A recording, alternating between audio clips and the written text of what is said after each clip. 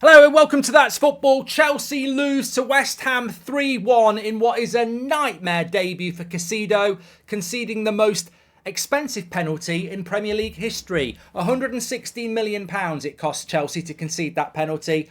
But look, on a serious note, let's respect West Ham. Let's also remember that Chelsea are a work in progress. There will have to be patience, but there was a lot of problems there.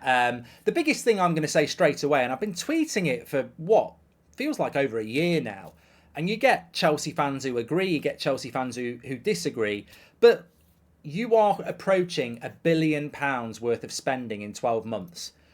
Who buys a football club, spends that volume of money, and doesn't go and get a striker that strikes fear into the opposition?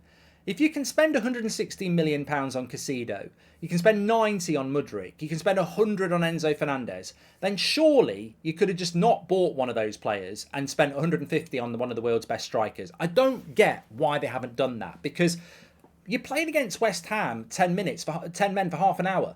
And I don't know how you were going to create a chance. Apart from some individualism from Sterling or something like that, there's just no movement in and around the box that is causing West Ham any problems.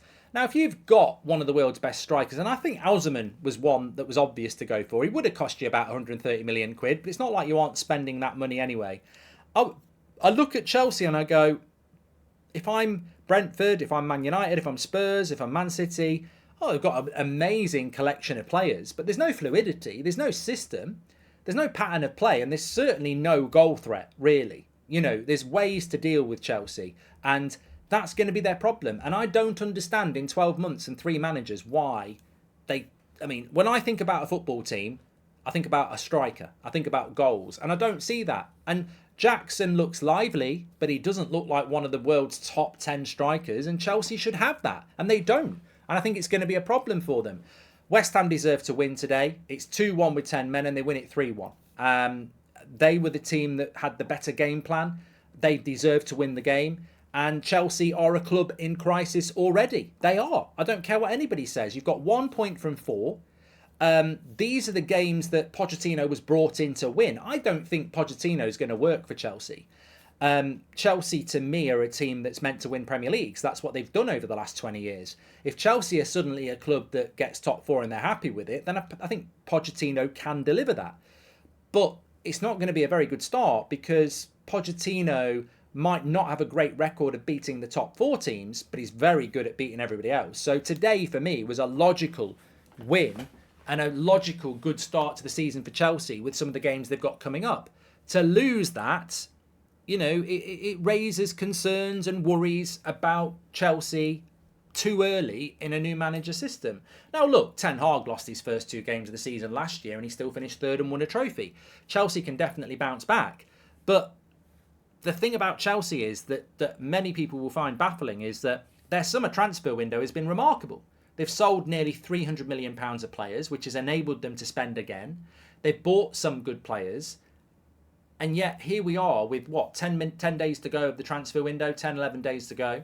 And you're sort of sat there going, it's massively imbalanced. Like, there's still, to me, massive issues to solve in that Chelsea side, despite spending all that money. There's an imbalance there. And look, I can see that Caicedo will play with Enzo. But then I look at it and I go, I just don't see this. Like, there's this back 5. There's some really good defenders. They've got some good fullbacks. Their midfield is stacked, but I don't see the creativity that's going to cause teams problems. I don't think the Arsenals of this world and the Newcastles and the Brightons and the Man Cities would look at an attack that has Mudryk and Sterling and Jackson in it and go, and even if Nkunku was fit in it, and go, whoa, they're a problem. I mean, I think they've got some good players, but I don't think they're a problem. I don't think their attacking threat I don't think Chelsea are a team that strike fear into anybody. I think the way they act in the transfer market is very frustrating to teams, and they get beaten. But I don't think they're a team that strikes fear into anybody, and I think that's amazing based on the money they've spent, and that's the problem that Pochettino is going to have to solve.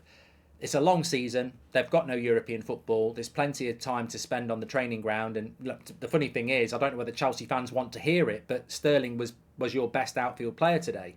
But the worst thing to hear is that West Ham deserve to beat you. And that's not anything that Chelsea or any top six club ever wants to hear, that you've gone to West Ham and they deserve to beat you. And they did deserve to win. There's no argue about that. The positive for Chelsea is they've got Luton at home next week. Respect to Luton, but that should be an opportunity for Chelsea to get their first win of the season, and they're going to have to start building from that. It's early on in the season, but they'll be massively disappointed with that. As for West Ham, I just want to say, sit down Harry Maguire. Apparently he didn't feel that West Ham was the right level for him. I look at West Ham today. I thought Ward-Prowse, 2 assists, was fantastic.